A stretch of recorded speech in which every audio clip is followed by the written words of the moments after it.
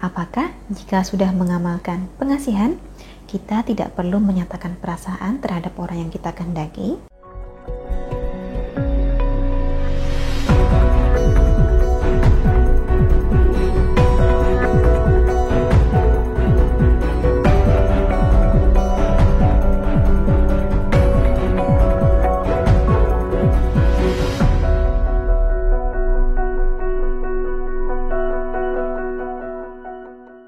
Salam Rahayu, kembali lagi dengan saya Dewi Sundari.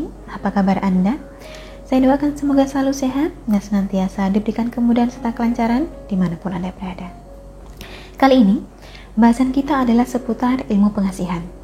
Apakah jika sudah mengamalkan pengasihan, kita tidak perlu menyatakan perasaan terhadap orang yang kita kehendaki? Apakah target dulu yang bakal mendekati kita tanpa kita perlu menyatakan rasa?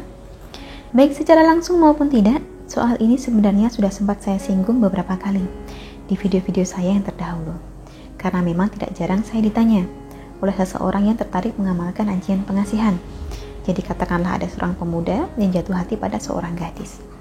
Pemuda ini memang sudah kenal pada gadis tersebut, sudah ada rasa suka. Tetapi si gadis belum begitu paham tentang pemuda ini, atau bahkan belum kenal, hanya sekedar tahu dari media sosial. Si pemuda kemudian bertanya, jika dirinya menggunakan ilmu pengasihan untuk meluluhkan hati gadis ini, apakah dirinya masih perlu menyatakan cinta? Ataukah gadis tersebut yang nantinya mencari pemuda ini tanpa si pemuda perlu mendekati? Untuk bisa menjawab pertanyaan ini, terlebih dulu kita perlu menyadari bahwa pengasihan adalah bagian dari usaha batin kita. Sedangkan yang namanya usaha itu ada dua. Ada usaha batin, ada juga usaha lahir. Di mana kedua usaha ini sudah sewajarnya berjalan beriringan. Tidak bisa salah satu kita tinggalkan. Usaha lahir adalah upaya nyata kita dalam kehidupan sehari-hari. Sedangkan usaha batin adalah usaha spiritual kita untuk mencapai suatu tujuan. Usaha lahir, bila tidak dibarengi dengan usaha batin, seringnya tidak membuahkan hasil. Demikian pula sebaliknya.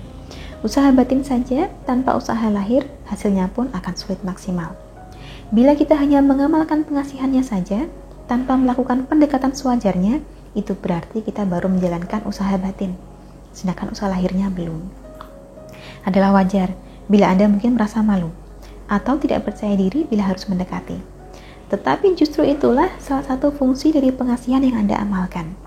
Salah satu fungsi pengasihan adalah untuk memunculkan dan meningkatkan kepercayaan diri kita, sebagai modal untuk mendekati target yang kita kehendaki.